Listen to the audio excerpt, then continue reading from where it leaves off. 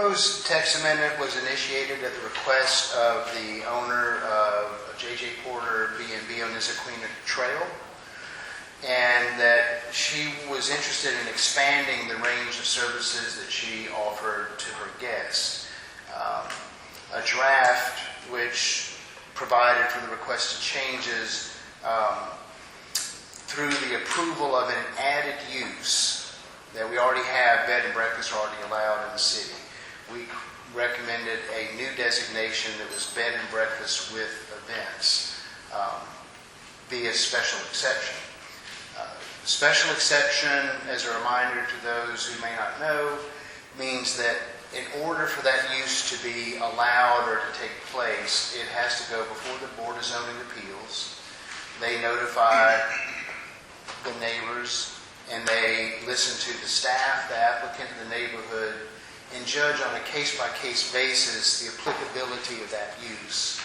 That's how Ms. Porter's original bed and breakfast was allowed. Was the community came out, she came out, the staff came out, and the BZA said, this seems to make sense. They had the right, and they added some additional criteria for that specific case, and they approved it.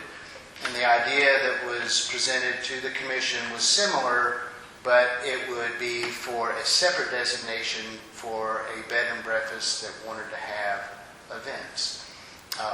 This was brought to the Planning Commission in April. They had discussion about it. They had a few questions about defining what a guest was, and they also asked staff to come back with a version that did not allow this in R20 or R12 properties, which we did. So we brought it back to the commission for their April meeting without R20 and R12 being an allowed designation. And at that meeting, the Planning Commission then unanimously rejected the draft altogether. So that was their decision. So now it comes to you to know that that's where we stand. When staff drafted the language for the proposed new category, bed and breakfast with events, we largely copied the first 10 items for bed and breakfast, and then added a couple of the items, 11 through 16, that were specific to a project with events, and that and so those were some of the issues that talked about the number of attendees and parking, and that any alcohol or anything like that had to meet state requirements, and the types of activities that could be held there.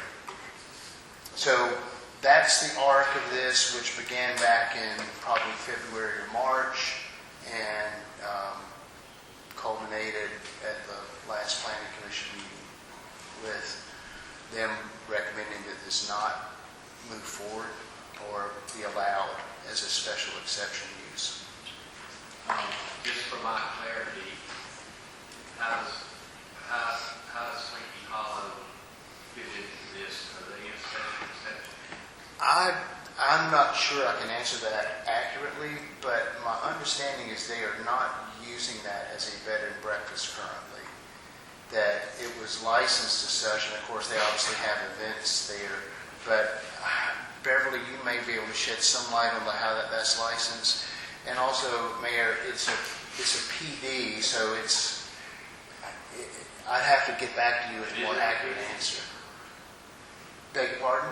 Yes, that's part of the PD. Yeah. Okay. Well, that might explain how it's being used for events. Because I know it's already putting it all around, and that's why I didn't realize it. Any questions for Todd and Council? So it says that events can be held for up to 50 guests. So that's not 50 guests who are staying at the breakfast. So that's 50 that can come to the event. Correct. Who monitors that? Who decides who's legitimately a guest? Who counts? What happens? I don't know. I mean, it would not be, I guess it'd be, as a lot of our policing issues are, let's say, complaint-driven, that if there was an issue, then somebody would let us know, and if nobody had an issue with it, and there were 52 people there, then we wouldn't know, but it wouldn't be an issue. But that's not, I guess, for all of our ordinances, Fran, that the policing is a combination of plain sight, observation, and notification. So I can't say how this would be enforced. I would think on that the owner of the bed and breakfast is well aware that the city does not want them to have more than 50 guests, and that they should limit their guest invitations to 50. I mean, that would be your overall planning. You're welcome to have a party here, but no more than 50, and that's it. So. I guess my concern is the guest brings the guest. Well, I mean, you just say 50 people total, and that's it. They have to provide parking for 50 cars. The parking will be one space for each 3 attendees. So based upon any establishment's estimated or desired maximum attendance, then they would have to have a commensurate number of parking spaces that meet the criteria established in this language. And also, if you'll notice that the way that the BZA works is that this is already in the Board of Zoning Appeals sort of marching orders, that they have the right, when granting a special exception, any special exception in the city, to apply additional guidelines and specifics and restrictions of hours, number of people, based upon the specific circumstances that they're dealing with. It's kind of a miniature opportunity for the BZA to serve as a jury on weighing the public input, the applicants, and the staff's recommendations to figure out what makes sense. And that that parking ratio I cited, Fran, the reason I brought that up is that that's what's in the code, but the BZA could say we want 1-to-1, we want 1-to-5. That would be up to them, but this was a starting point. And my last question, is number 11 the property on which the inn is located must be minimum 1 acre? Is that new language or is that in the old one? That language is not in the existing requirement for B&B. I don't believe, let me double check so I don't misspeak. It's not. I don't see it there. No. So that's a piece to this also.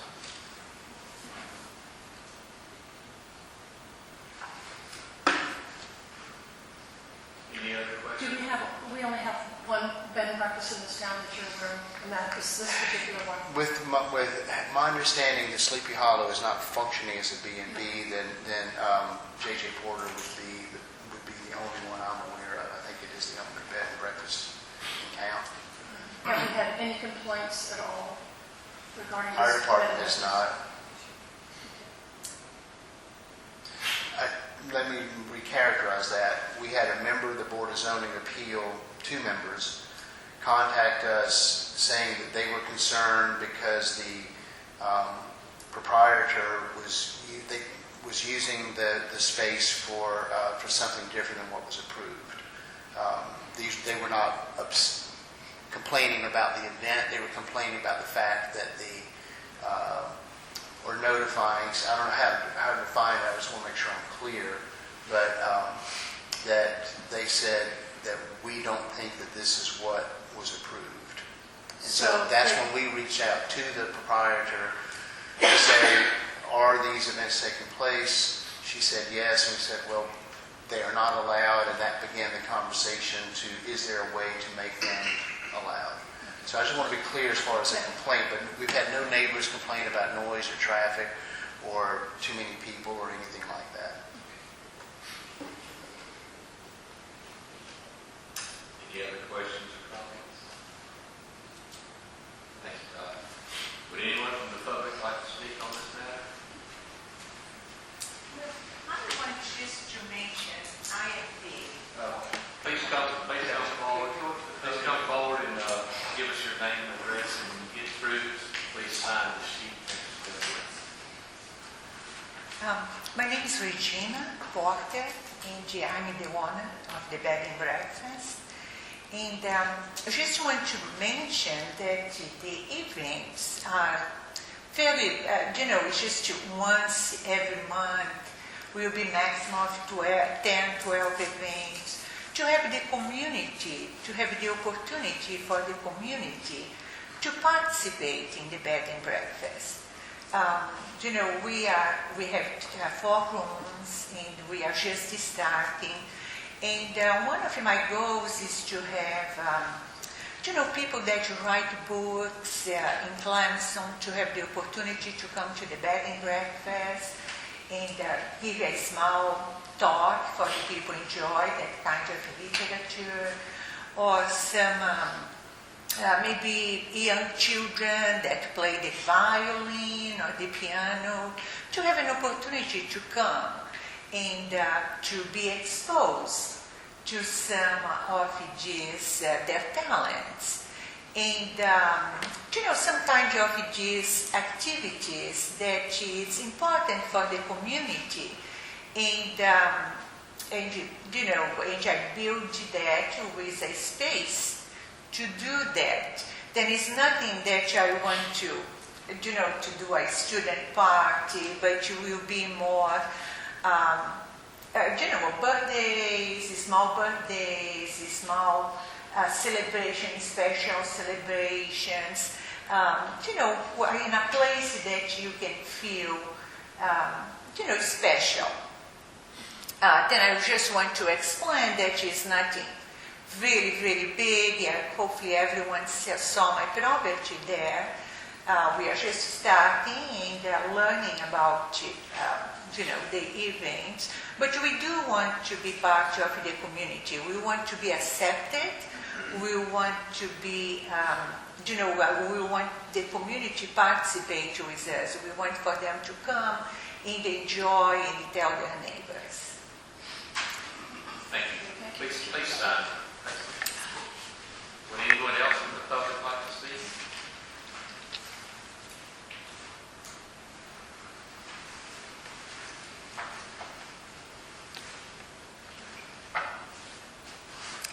I'm Kathy Fulmer, 214 Riggs Drive, and I want to present on the part of the Planning Commission. This text amendment was first presented to Planning Commission on April the 8th. We have been diligently working on updates to the comprehensive plan. And in doing that, we included a survey of the community, I think, through the end of January, pretty much. That survey and our review of the comp plan, one of the key factors seemed to be in protecting our neighborhoods. So the first move that we made as of April the 8th was recommended striking this opportunity for a B&B in R12 and R20. We were looking at basically just protecting our neighborhoods. Other issues that arose seem to be in support of maybe our small businesses. What kind of license were going to be required if these bed and breakfasts are now going to be serving alcohol? Are they within the distance of the churches? If we're serving meals, are the kitchens DHEC approved? Day spas, cosmetologists. I mean, I'm talking with business owners, and they go through very stringent licenses and requirements. Are those requirements going to be the same for these type of events? And thus, it was just, does this really, are we supporting our local businesses by supporting this? So we did take the stand primarily, and we also went a step further in allowing an exception. For fear that you allow one exception, and it seems to have come up before, with things that have been presented to city council. If you allow it for one, then are you going to be able to deny it for another? And so that's why we just wanted to go ahead and, number one, make certain that these, for the protection of our neighborhoods primarily, that this not be allowed in R12 and R20, and thus arose concerns, period. And my question is, okay, we always talk about how landlocked Clemson is. Where are these B&Bs going to go? I don't see them now. I see them in small towns where, you know, they used to front, you had the historic homes that used to front the railroad beds or whatever. I don't know that I visualize them in Clemson. I know we've got the Abernathy Inn that, you know, that pretty much serves some of these. But I'd just like to see us support what we have in place now before we open the door. This bed and breakfast is already in existence, and it is a business already in town. So, I mean, I it's do. supporting as well. It's just others. You know, my thought is if you're a B&B, I assume if you're serving breakfast, you have to have some sort of DA license to serve breakfast. I don't know. And if you're going to serve alcohol, you would have to have an alcohol license, just like any other alcohol establishment, and have to go through the same criteria as any other place that went through. I mean, that's a state requirement. That's not a city requirement. But at the point, And then the other part that I see is by making them have a minimum of 1 acre of land. If you look around at all our R20 and R12, there's very few lots that are 1 acre in land. And so you're limiting what could happen in R12 and R20 by having that 1 acre minimum lot size. And I'm just throwing out things, you know, that I see here. And the other thing is, not everybody, I mean, being in the B&B business is a 7-day-a-week, 365-day-a-year job. Not many people that want those kind of jobs. So, you know, we've had other B&Bs in town that have closed up in the past just because it is too much work for what you get out of it. have we asked the neighboring properties? Because this property, and I'm trying not to distinguish this particular property. Right. Okay, we aren't trying to isolate this particular property. We're looking at this as far as a change to our zones that would apply across the And that's board. what the BZA would do, if my understanding is right. Is that right, Todd? By this being a special exception, the BZA is going to look at each one of these as a unique situation.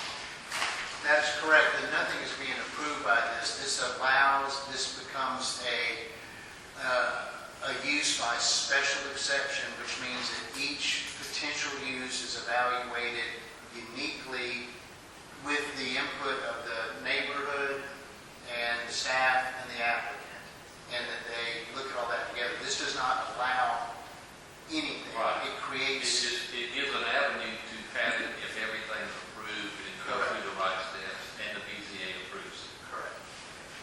But again, I go back to a comment that if we open the door for one, are we going to be able to deny another similar request based on what grounds? That'd be the BZA's prerogative. But again, we definitely, the Planning Commission did not support this whatsoever for R12 and R20. Thank you. Thank you. I'd like to make just a comment. I actually was an inn-sitter for 5 years in Annapolis, Maryland. Not of my own B&B, but for one that a friend owned. And when she went out of town, she invited me to come down and sit for her. This was 2 blocks from the Naval Academy and 1 block from St. John's College. Within that little community, and this was historical downtown Annapolis, there were 10 other bed and breakfasts right there in a 3-block area. One of the things that they promoted, one of the drawing cards for each of these was, come to stay with us, and we have a little wine in the afternoon, and that sort of thing. It's a part of the package. It's not selling wine or liquor like a drink. It's a part of the bed and breakfast package, and that's a part of their salesmanship.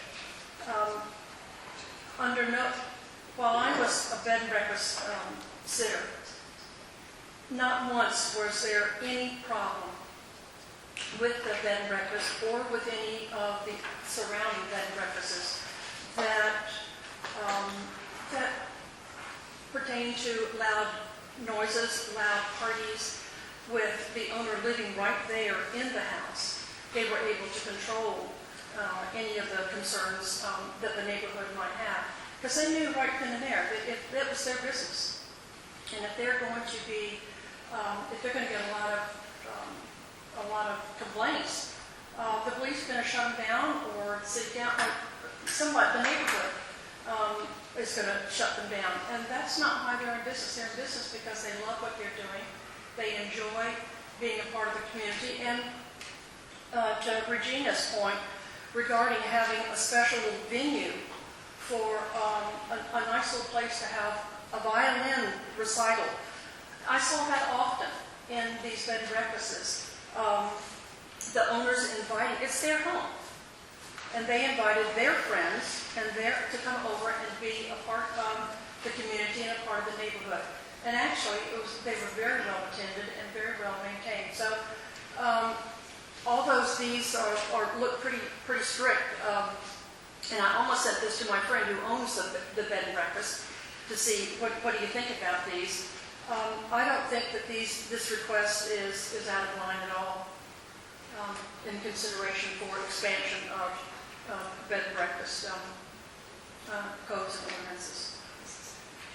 South Carolina does have a bed and breakfast act. It's in Title 45. If you want to look at it, it tells you about food service and all of the requirements that they are mandated to comply with. It's in Chapter 4 of Title 45. Well, I don't think there would be a nicer place in Clemson than to have a bridesmaid luncheon or something at the bed and breakfast, or to have the bride and her bridal party stay there at the bed and breakfast and have a little party there. I don't see anything detrimental in the request made by Ms. Porter. Thank you. Anyone else want to speak? Anyone else from the public want to speak?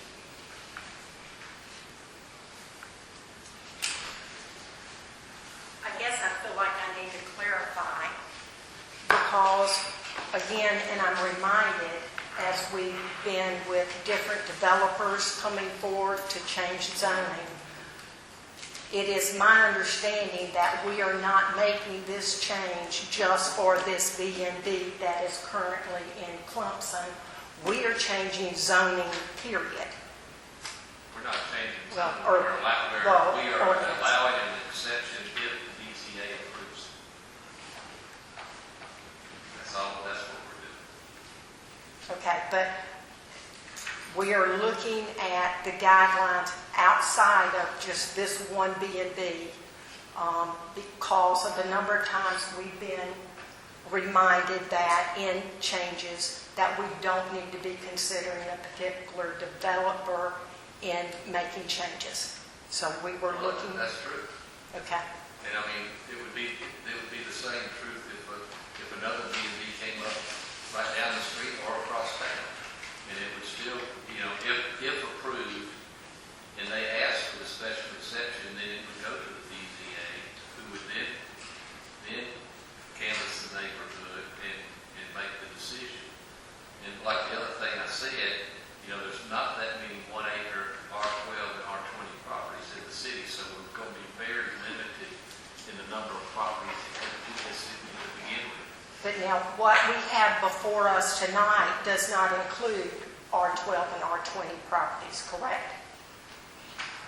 What you have before you is rejected ordinance. The ordinance does include R12 and R20, correct? The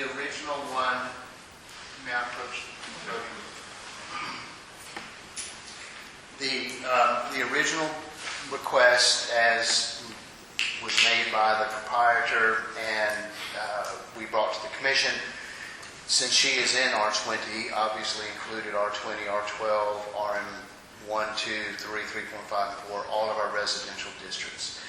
At the instruction of the Planning Commission, they asked us to remove R20 and R12 and to perhaps consider it, at least it appeared that they were considering it at the higher density areas. And then when we brought that back to the commission, they voted to reject it altogether. So that was where it stood, and so the ordinance before you tonight does not include R20 and R12 because that was not the latest version of what the commission appeared to be in support of. Okay. So when this comes up for a vote, since this is just a public hearing, when this comes up for a vote, it will not include R12. Unless it is amended as such. That, Is it up to the planning commission to amend it or the city council? it's my understanding at this point, the commission has done their job and made their recommendation, and as with every ordinance change, it's now up to council to decide what to do with it. All right, so the council could amend it or not. Correct. Pass it or not pass it. Correct. There's actually three versions on here. You have to scroll all the way down through. And the one at the very bottom is titled Draft Rejected by the Planning Commission, April 8th. Correct. So are we trying to decide, as the mayor said, about an exception, or do we just change it? Alicia, What we, when this comes to council at the next meeting for you to take action or not take action, that what you will be considering is a change to the ordinance that creates a special exception use.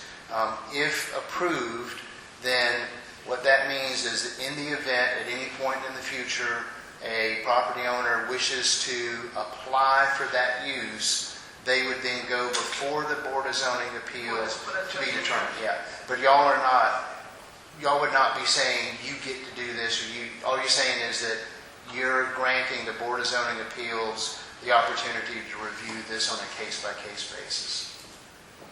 And as it was rejected, it did not include the R12 and R20. Correct. So if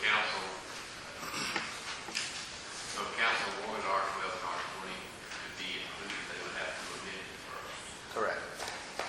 Or we would have to go back to an earlier version. Well, I guess we can do that. I think you just modify the one that was pushed forward from the Planning Commission. Any other questions or comments? If not, I'll declare this public session closed.